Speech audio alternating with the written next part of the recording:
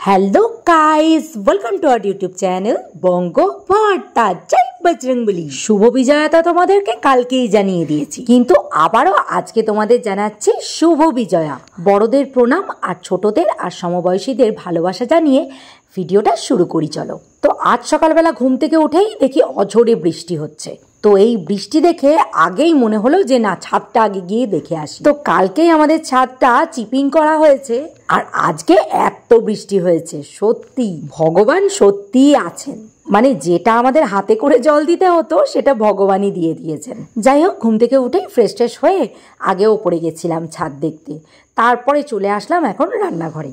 আর রান্নাঘরে এসে আজকে দেখছি মা দুধ রাখেনি গতকাল, তো দুধ তো নেই। আর দুধ নেই বলেই মাম্মামকে বললাম যে মাম্মা তাহলে আজকে তুমি কমপ্ল্যান খাও। কিন্তু মাম্মাম জানো চকলেট কমপ্ল্যান ছাড়া খাই না। এই যে কেশর বাদাম কমপ্ল্যানটা নিয়ে এসছি, এটা একটুও খেতে চায় না। কি জ্বালাতন করে বলো তো।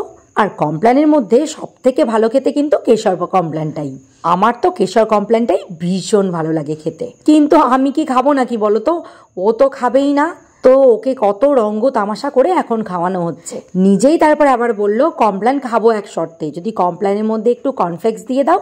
আমি এই শুনে তো আমার মাথায় হাত, কিন্তু কিছু করার নেই, কমপ্ল্যানটা তো খাওয়াতে হবে, তাই 2টো কর্নফ্লেক্স দিয়ে দিলাম তার মধ্যে। ভগবানই জানে যে এ কোন রকমের খাওয়া। যাই হোক, সত্যি বলছি, বিশ্বাস করো এরকম বৃষ্টি দেখে একদম ভালো লাগছে না, মন মেজাজ ভীষণ খারাপ লাগছে। সত্যি ভগবান যে বারংবার আমার কথা শুনবে এটা আমি ভাবতেই পারিনি জানো। উমা, দেখি বৃষ্টি তারপরেই কমে গেল আর দেখো এখন আবার রোদ উঠেছে। তো এরপর আমি গেছিলাম স্নান করতে, আর স্নান টান করে এসে দেখি মা এইদিকে গরম গরম লুচি ভাজছে। ও তোমাদের তো বলাই হয়নি, এটা হচ্ছে দশমীর ভিডিও। মহা অষ্টমীর ভিডিওতে তোমাদেরকে কিন্তু জানিয়েছিলাম যে আমাদের অষ্টমীতে লুচি হয় না, আমাদের দশমীতেই লুচি হয়। আসলে এই দশমীর দিন আমাদের বাড়িতে একটা পুজো হয়, সেটা হলো টাকা যাত্রা পুজো। আর এই পুজোটা বাড়ির ছেলেরাই করে, বাটখারা রেখে এই পুজোটা করা হয়। আর এই পুজো হয়ে যাওয়ার পর আমাদেরকে লুচি সুজি খেতে হয়। তো এবছর তো জানোই আমাদের ঠাকমা মারা গেছেন বলে আমাদের কাল ওষুধ চলছে, তাই এবছর কোনো পুজোই করা হয়নি, কিন্তু লুচিটা হয়েছে। তো মা আজকে লুচির সাথে সুজি করেছিল, কিন্তু নারকেল দিয়েছিল, তাই আমি বেশি নিইনি, ওইটুকুই নিয়েছি, কারণ আমি নারকেল দেওয়া জিনিস একদমই পছন্দ করি না। আর আমার পছন্দের তাই করেছিল আলুর দম, তাই আমরা এখন লুচি আলুর দম খেয়ে ওপরে আসলাম। আর এই ছাদটা হয়ে যাওয়ার পর খালি দেখতে ইচ্ছা করছে যে ছাদটা এখন কেমন লাগে। তো মাম্মাম তো দেখো ছাদে এসে কি খুশি, খালি দৌড়ে বেড়াচ্ছে। তো এরপর দেখো আমার মুখটা দেখে প্লিজ কেউ ভয় পেও না। এখন বাজে বিকেল 5টা। তো আজকে হঠাৎ আমাদের ঠিক হয়েছে আমি, ভাই, বনি, মাম্মামকে নিয়ে একটু মেমারি ঠাকুর দেখতে যাব। তো তার জন্য ভাবলাম যে মুখে আমি এই ফেস মাস্কটা ইউজ করি।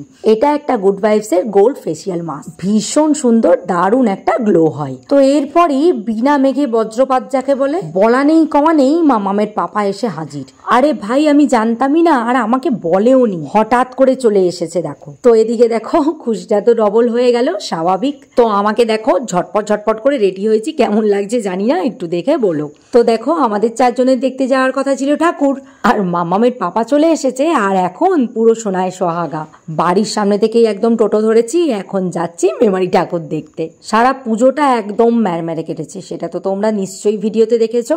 আর পুজোর শেষে এসে এরকম যে একটা ধামাকা পাবো সত্যি আমি ভাবতেই পারিনি। আসলে কি বলতো, মামামের পাপা এরকমই করে, যখনই আসে না তখনই না বলে চলে আসে, মানে ওই যে সারপ্রাইজ দেওয়ার জন্য, মানে হঠাৎ করে আসবে ধূমকেতুর মতন। আর আমরা অবাক হয়ে হাঁ করে তাকাবো আর চিৎকার চেঁচামেচি করবো। আমি তো জানোই একটু চিৎকার চেঁচামেচি করি, তো ওটাই ওর পছন্দ।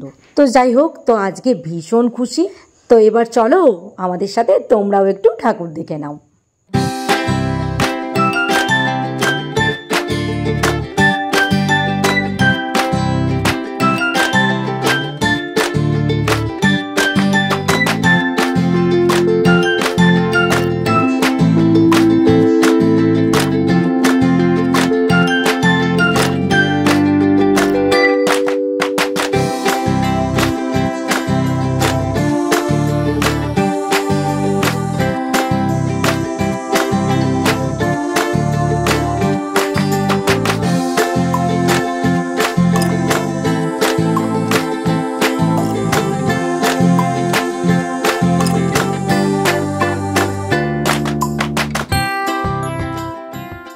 মামা এদিকে ঘর, কোলে কোলে হাঁটছিস, এই কোলে কোলে যাচ্ছিস তখন।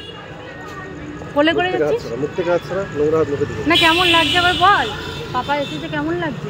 পাপা দেখ ঘেমে গেছে ওই কোলে নিয়ে হাঁটতে গিয়ে। নেমে যা, হেঁটে হেঁটে হাঁট, হেঁটে হেঁটে হাঁট বলছি, হেঁটে হেঁটে চল। কি গরম গো, কি গরম। ওয়েদারটা যদিও বা একটু ঠান্ডা আছে, তবুও খুব বেশি কষ্ট হচ্ছে না, কিন্তু আমি এত হাঁটতে পারছি না। দুটো ঠাকুর দেখেছি নাকি আমরা? দুটো ঠাকুর দেখেছি আমরা। তো চলো আর একটা কি দুটো ঠাকুর দেখে আমি চলে যাবো।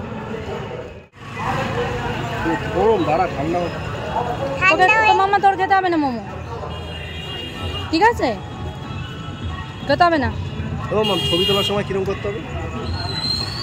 ওর ছবিটা তোলা এরকম করতে হবে। কেমন করতে হবে? এরকম? ও আচ্ছা। তো হাঁটতে হাঁটতে আমরা একটু হাঁপিয়ে গেছিলাম, তাই জন্য একটা মোমো স্টল দেখে এখন দাঁড়িয়ে পড়েছি। তো আমি একদমই আজকে মোমো বেশি খাইনি, কারণ আমার আজকে না একদমই ভালো লাগছে না শরীরটা।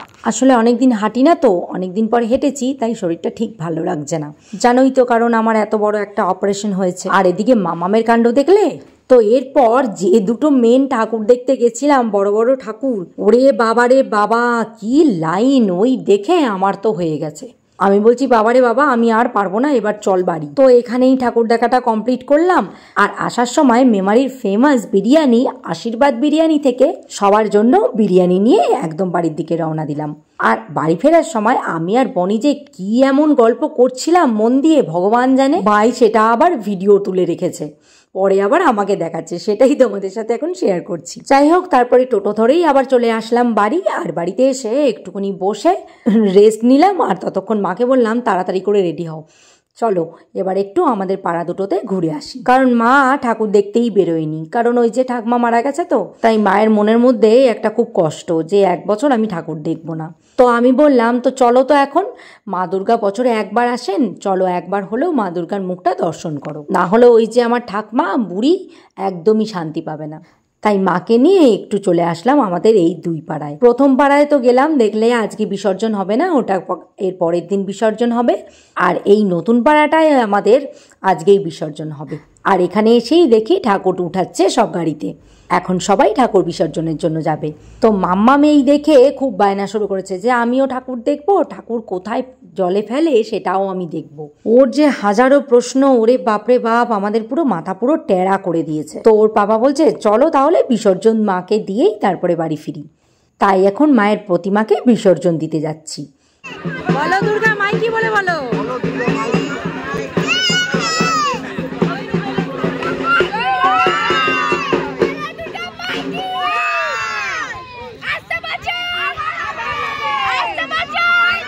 এদিকে ঘুরে, বুঝতে পারছে না কথাটা কি বলছে। মামা আসছে বছর আবার হবে।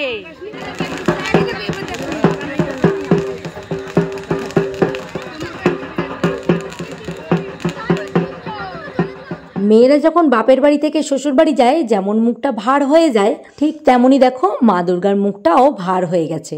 আমাদের ছেড়ে তো চলে যাচ্ছে মা আবার শ্বশুর বাড়ি, তাই আমাদের তো মন খারাপ, আবার মা দুর্গারও মন খারাপ। কি আর করা যাবে, এই মন খারাপ নিয়েই মা দুর্গাকে এখন বিদায় জানাতে হবে। আবার 1টা বছরের অপেক্ষা। মা এসো, আবার এসো।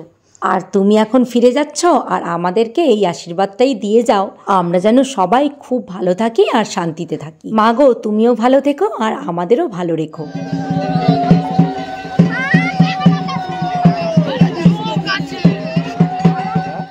তো বাড়ি ফিরে এরপর ফ্রেশ ট্রেশ হয়ে বিরিয়ানিটা নিয়ে বসলাম আমরা 3 জন।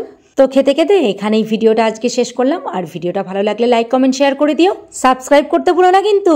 টাটা, জয় সিয়ারাম।